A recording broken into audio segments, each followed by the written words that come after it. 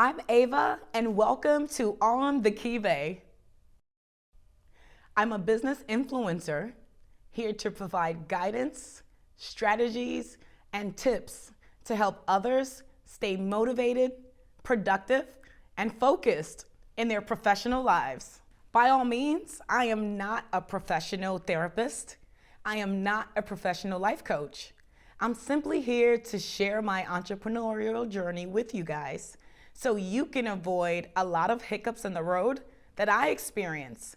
And if you use this as a guide for your journey, I promise you'll quickly get to your dream business goals.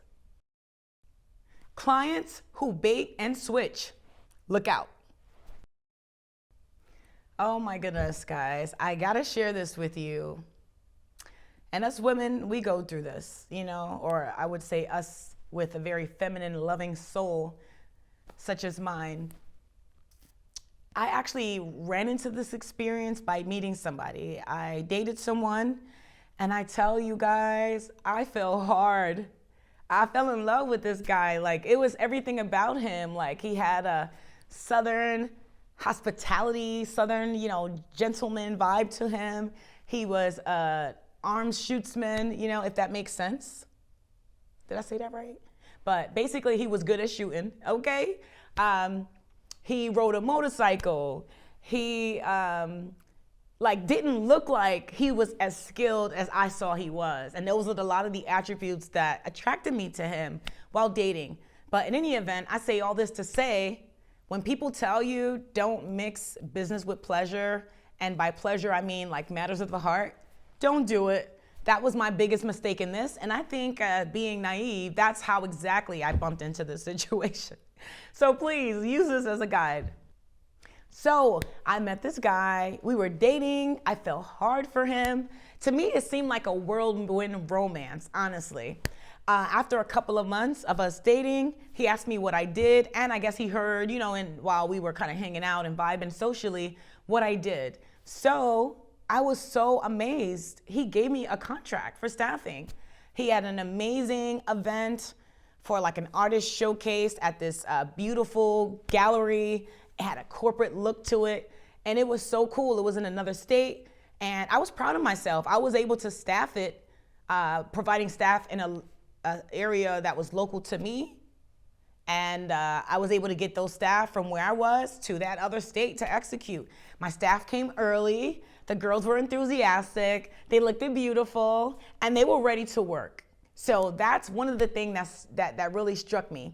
So for this contract, it was two parts to it. One, I was a project manager, and the other, I provided the staff. So essentially, I was showing up to the venue, making sure all the vendors and other performing artists and parties scheduled for the lineup to attend and check in, as well as to make sure that I had my two body paint models there to provide the servicing, making sure that they were there, they were in their dressing room, they were ready to go and on cue until it was time for showtime.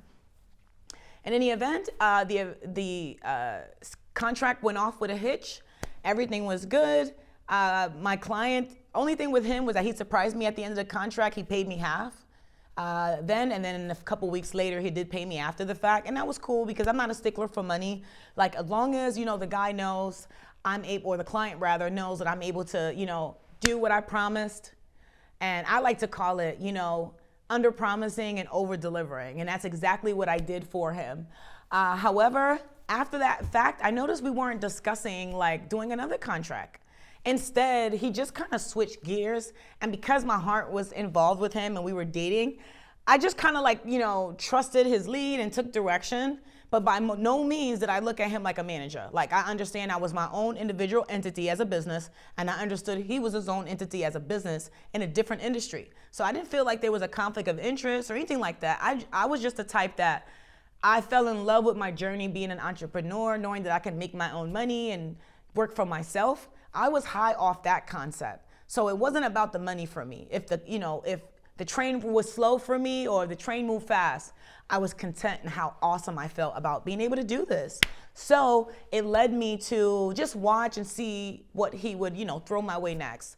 The next opportunity that he gave me was to invite me to like a whole lineup of celebrity events that he had prearranged. And it was amazing. Like, I would just show up looking cute. Sounds kind of, immature, but that's kind of how I felt. And us young folks, especially me at the time, we're always attracted to the glitz and the glam of things, So I was attracted to that. The gentleman paid for my ticket, made sure I didn't have to pay any money out of pocket for drinks. If the venue had food, I had my little hors d'oeuvres. It was just really nice. But the only thing was, after every event we went to, I noticed that I would never leave with a contract, or nobody would follow up the next day to say, hey, I met you here with such and such. I remember him. And nobody ever did that. And I think there were over like 20 events. So in any event, the one event in particular that I remember I went to, I started to get like red flags and clues from other people. I guess me being an authentic, pure, genuine person, I went to one event and one of his personal friends told me, oh, wow, Ava, you're so dope, you're so cool, but he treats you better than his wife, just so you know, so you have nothing to worry about. I was like, what? I was blown away, kind of crushed, because as a woman, you're in a whirlwind romance, it's going for months, and out of nowhere, like one of his close friends that also does business with him says this. To me, this is God speaking to me, like this is a clue. So I did confront him about it. He told me, oh, don't listen to the naysayers or people that want to spread drama. And I'm like, look, this is someone you introduced me to. I think he lives in your neighborhood.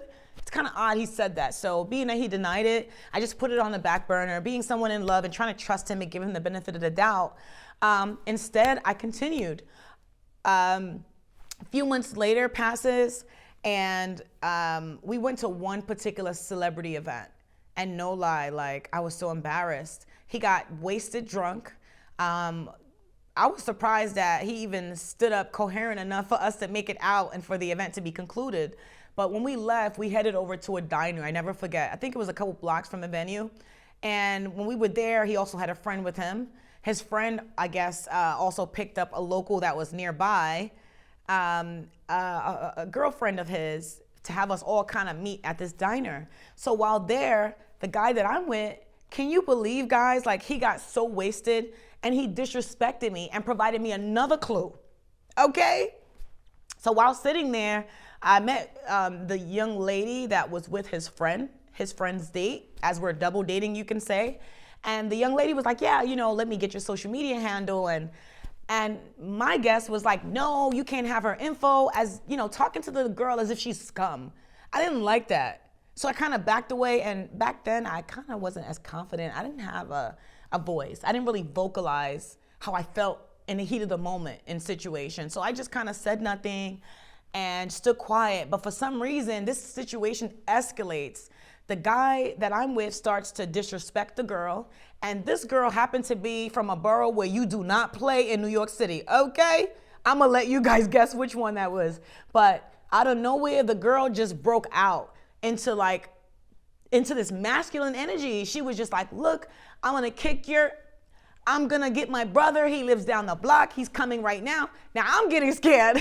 I'm like, look, no, I don't want no papa. I'm just like, it just went bonkers. And I just was upset with him, my guy, because I'm like, you invited me here. Now you're kind of putting me at risk by creating a situation to make it blow up. And it could really get negative. Like, that's not like jeopardizing my safety. So I kind of noticed that. Plus, in the heat of that moment, the gentleman it got to a moment where both of their arguments kind of subsided, and she kind of went to one corner of the diner and so did he. So I guess because she was with her guy, she kind of wanted to kind of reel her energy back and be cool and for them to finish out their date. But the guy I'm with, he starts antagonizing her. So he says something like this, well, I got two women. Let me sit up for this, guys. I got two women and I'm going home tonight and one of them is gonna suck my, okay? And I'm sitting here like, wait, hold on. I'm your only woman. Who else? Now I'm thinking about what the friend told me. Like, the wife, okay? Now you're telling me you have two girls. I'm putting two and two together. I'm starting to like, okay, now Ava, you need to keep your eyes open. You need to watch him. You need to get more information to kind of catch him, to kind of solidify, like be able to bring up enough evidence so that way when I confront him, he came back out of it. He has to admit it. So that's kind of like what I wanted to do. The next morning of when he was sober, we talked about it. He denied it, and I let him know that really bothered me. And I gave him an ultimatum, like, look, you mentioned something, somebody that you knew mentioned something. Now I'm gonna ask you about this wife thing I'm hearing about. Like, what's going on with this? And I remember now that I think of it, I think he told me he was a single dad, just had a newborn. And that's a clue, ladies. Don't give a guy a chance, or don't put all your eggs in one basket with a guy that has a newborn. It's just a lot of social dynamics into it that's not healthy, I would say. And that should have been a clue for me, but I was naive and inexperienced with dating, so that's one that I chucked up for a game as a lesson, okay? Anyway, when I confronted him about the situation, like, look, you got a wife, okay? And if that's the case, you're gonna have to make a choice. Like, you need to keep it real. Because it looked like you're trying to groom me to be a side girl on a discount at that. For another day, story for another day. But I just felt like, I wanted transparency. I wanted honesty. Like, if somebody loves you and you happen to be married or going through a situation where you're on and off or on the rocks and you fall into love with someone new, I just thought guys would be practical, kind of like women, and that's so not true. In his case, I'm thinking he could just be honest with me and just say, look, I fell in love, and give me the choice. So I could be like, look, I can be your side girl, or no, this is not for me. But for some reason, his response was, oh, I can't believe it. I ignored this. Oh my God, I was so stupid. But he literally told me, he said, oh man, me and my people, we're about to go buy a castle, man. And he stormed off. And he left me at the venue where we were eating during that confrontation. Guys, I was so young and I cried. I left him there. I went home by myself that night. I cried. I kind of felt like that was a kick in the gut. Like, it's over, And then the next day, here he comes, begging me back, blaming it on him being inebriated, saying that's not how he really felt. And I fell for it. I really did. I couldn't believe it. So after that, I stayed, and he provided an incentive. He offered me, like, you know what? I'm sorry I embarrassed you the other day at the diner and said what I said in front of my friend. That's not really what's going on. That's not really true.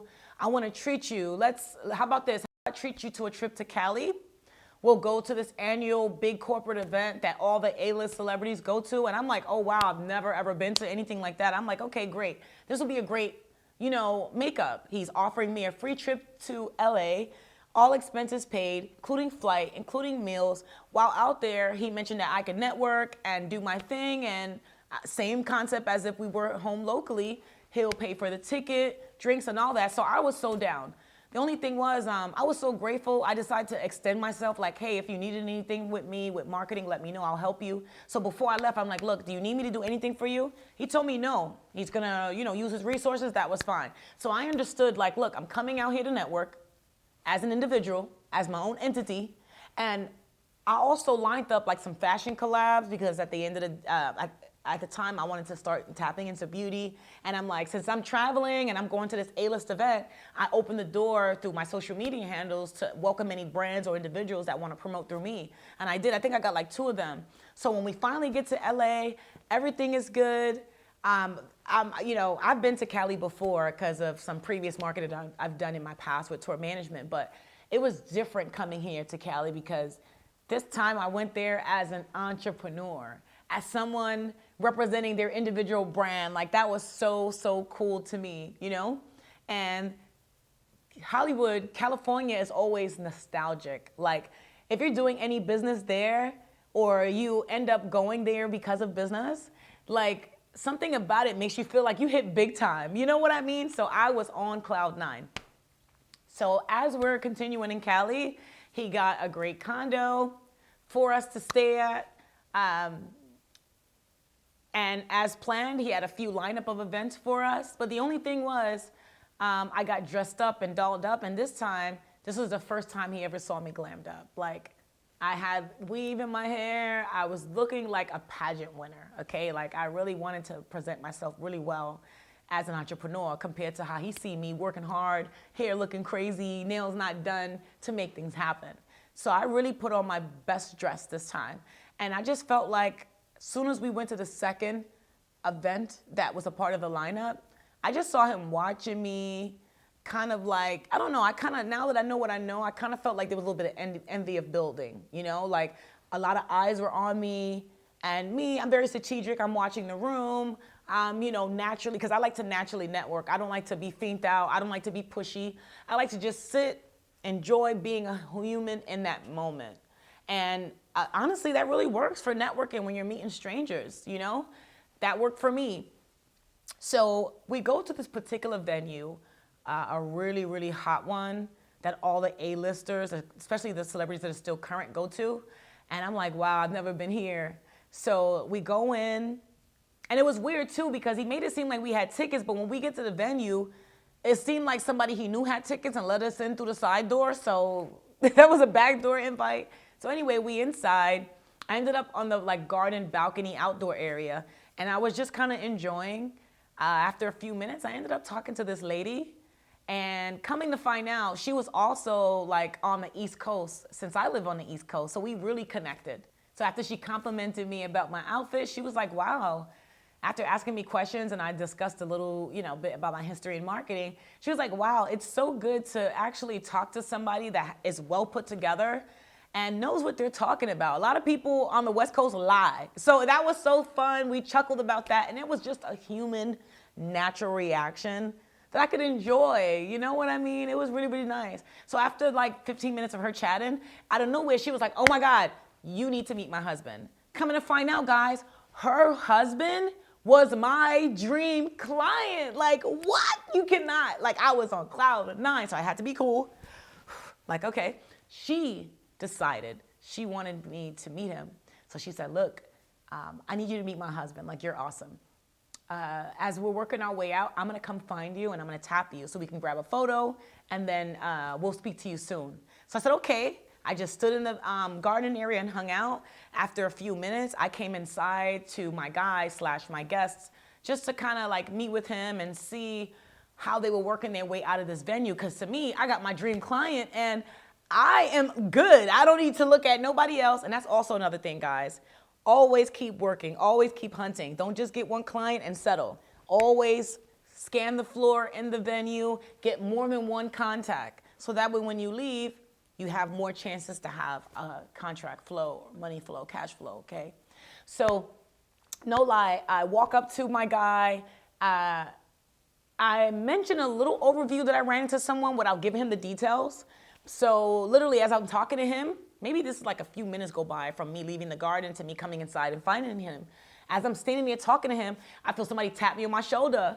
It was the lady. It was the wife of my, you know, of the celebrity guy, my dream client. And she was like, look, come take a photo with us. We're about to leave. So I said, okay, great.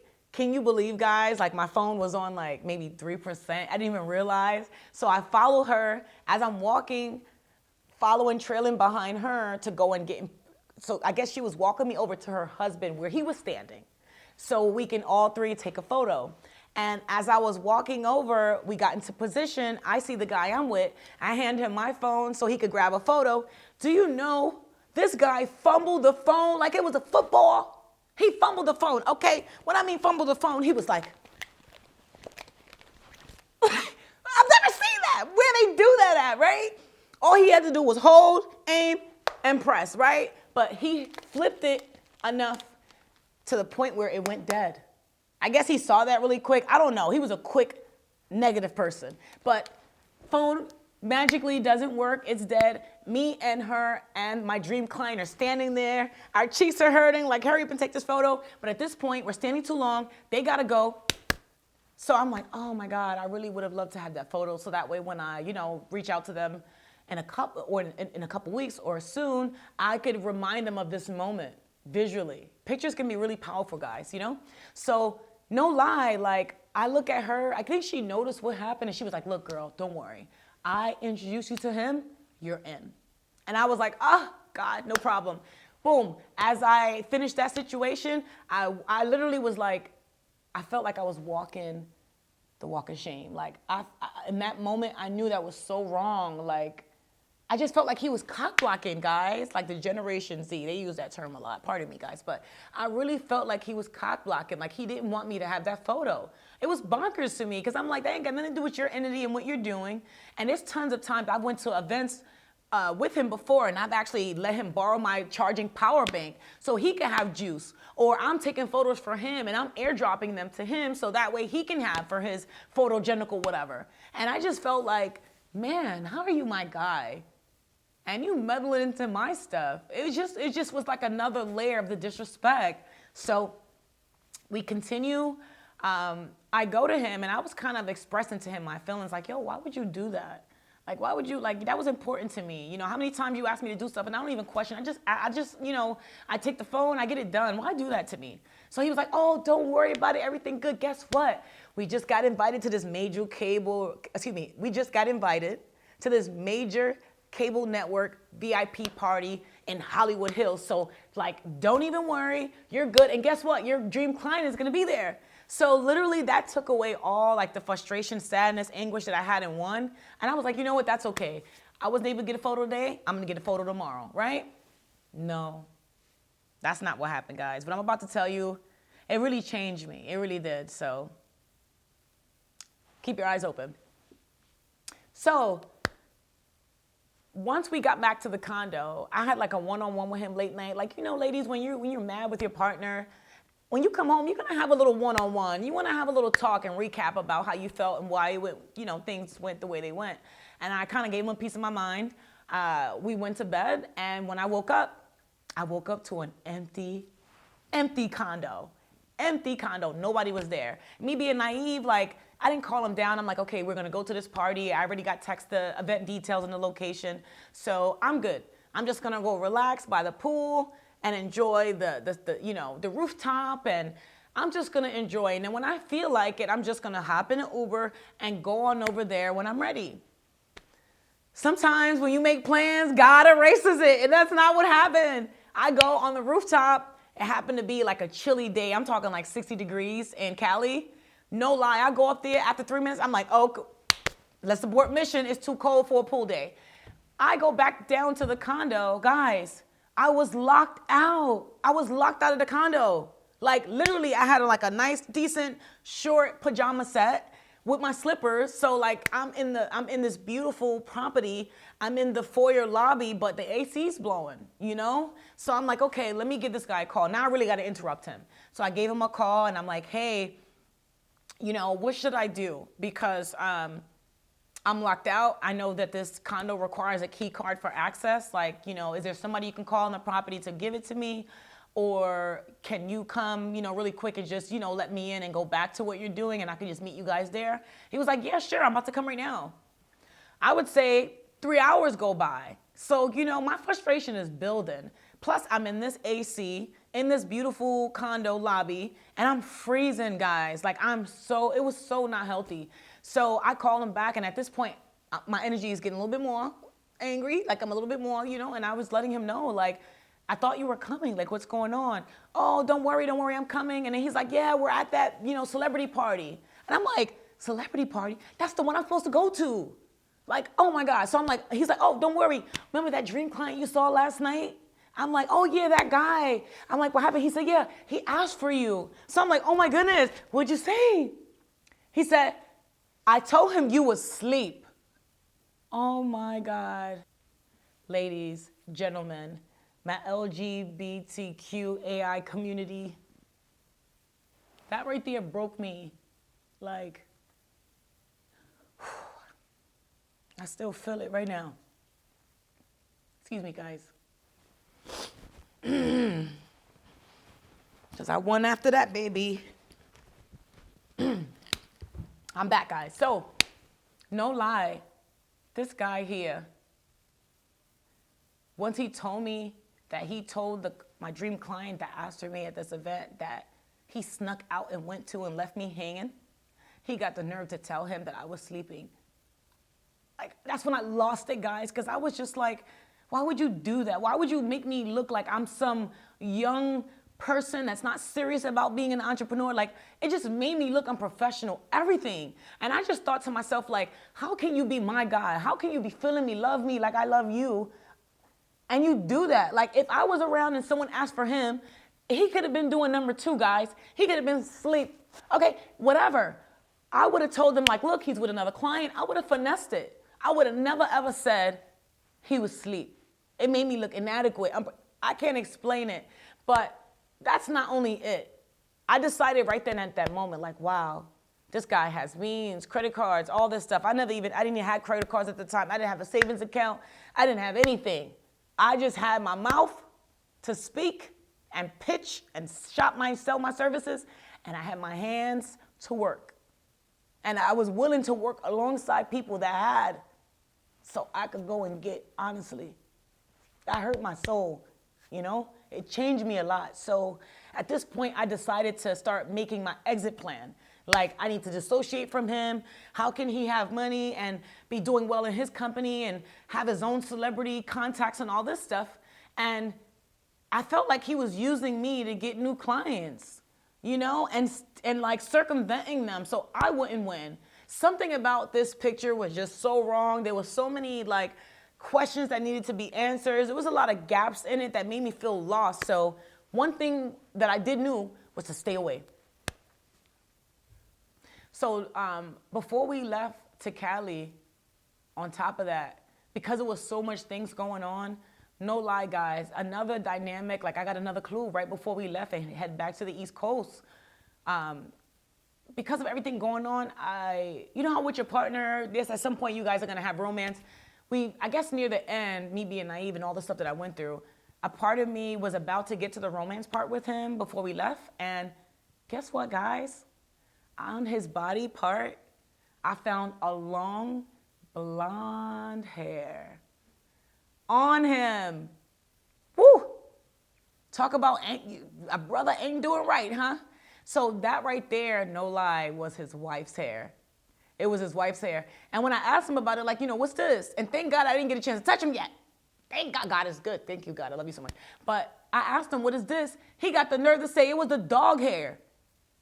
Such a liar, right? His dog, first of all, he had a German Shepherd. The dog hair probably grow no more than an inch or two, okay? And this was talking about a long hair. I'm talking about a Karen hair. No, Karens, they got the short hair, the complaining Karens. But this one was a long blonde hair. And I've been hearing through the grapevine and through my clues and all this stuff and all these other people socially that he was married to a white woman at that. So right there, that was a physical confirmation that I needed. That was a stake in my heart. That really was. Not only do you want PC, not only do you want romance and you want me to be a side girl and you G me to feel like you love me as much as I loved him so hard, he was greedy. That he was willing to cut me out the picture and just take whatever I got myself. That to me was wrong. Ethically, soulfully, you name it.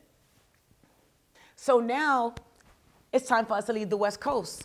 I already had my exit plan. He didn't even know I broke up with him then, guys. You know us. Something about us divine feminine energies, we know how to break up. And for some reason, the partner never knows. Is it me? I guess when people are doing you wrong, they're so caught into them gaming you. And when you don't look like you're exiting, they feel like they got you while you're exiting, okay? So I think that's what happened. And when I got back to the East Coast, my communication stopped. I wasn't available. He would invite me to things. I have no interest. So I just kind of let him know, like, look, it's time for me to live my life. I'm gonna take a few steps back. I'm gonna focus on me. I'll be all right. You know what I mean? And I did. So what ended up happening was I took time for me, guys. Like, that right there broke my soul. Like, I never had somebody that I met romantically that felt so deeply in love for. I respected them, and they basically used me like a bait and switch. They gave me one contract, and after that, they would invite me to these networking events, I guess to use me as bait to attract people to him or brands or clients to him that he wouldn't have alone by himself. And then once I attracted them, he would circumvent and take them. And I didn't know how this was possible, but I did know I'm done. My heart was broken. Like, I even got into a mental depression because something about getting your heart break and the fact that as an entrepreneur, I felt like I failed. I felt like this world is so like cutthroat, ruthless. Like, how can you execute and be an entrepreneur when people are just so grimy, devious like this? I really got stuck in that moment. But I've been really, really blessed with the ability that no matter what I go through that's really like socially detrimental, I'm able to kind of get out of that kink and like build my confidence back up and say, look, Ava, remind yourself why you got into this business. Remind yourself why you wanted to be an entrepreneur. And this is what made me pick myself back up. And I said, you know what? I don't need him. I went and I picked up the phone and I started calling my own clients. I started cold calling. Never get comfortable with just one client. Side note, okay? Always have them coming. Keep them coming. So at this point, I moved on. 30 days later, guess what, guys? He gives me a call. Mind you, it's done. It's over with. He knows that, like, it's a wrap. And he calls me. He's like, hey, guess what? Guess who I'm working with? And I'm like, I really don't care. But I'm like, who? Making small talk. And he's like, remember your dream client? And I'm like, yeah. And in my mind, I'm like, that's the situation I just got over. I'm like, what happened? And, I didn't tell him that, but I'm thinking to myself. And I'm like, yeah, but what happened? He was like, yeah, guess what? We're working together. What?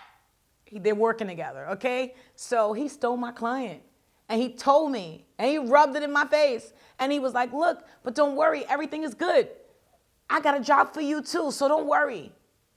I felt like he sunned me. Like he deboed me. Like he just finessed me. Like he just used me to get a client, steal him, and then right there it hit me. Like every single piece to the puzzle that I experienced through it socially. Somebody saying this, another friend saying this, he doing this, facial expression this, kinetic movement this. All these things came together. And I said, wow. I realized what he was doing, guys. He was using me. And that one contract he gave me initially, that was the teaser. Because he knew that because he gave me a contract, that I knew psychologically that he has the capacity to give me more contracts. So that's the hook. That, look, I could give you business in the future. And that's what kept me staying in addition to being in love. So what's the takeaway from this, guys? First of all, made an agreement to do a contract. I executed beautifully. And then where did it go left? The gentleman no longer hired me for contracts. He invited me to go to celebrity networking events so I could socially shop my services to others as an entrepreneur. And what happened after my research was he would invite me to these celebrity networking events, tell people I was his employee. And then after that, if there was a client or a celebrity that was attracted to me, he would come in like, yeah, as if he was my manager, guys. So that's why I never knew how come I would go to all these events and after the fact, nobody followed up. Because everybody's thinking I work for him. They're not even looking at me as a business. And I had no freaking clue. So what's the takeaway, guys? If you're going to do a contract, do the contract, execute as I did, and keep it there. If after the fact the client wants to offer you anything less than that, like networking opportunity or come work for me, do not entertain it. Let them know, hey, when you're ready to come and do the next contract, I'll be here around. Or you can hire me to get somebody like that for you. The moment you entertain it is the moment that things change. And remember, when things are done verbally or word of mouth, they start to move and they start to change. And then next thing you know, you're on this left and right and you're on a roller coaster.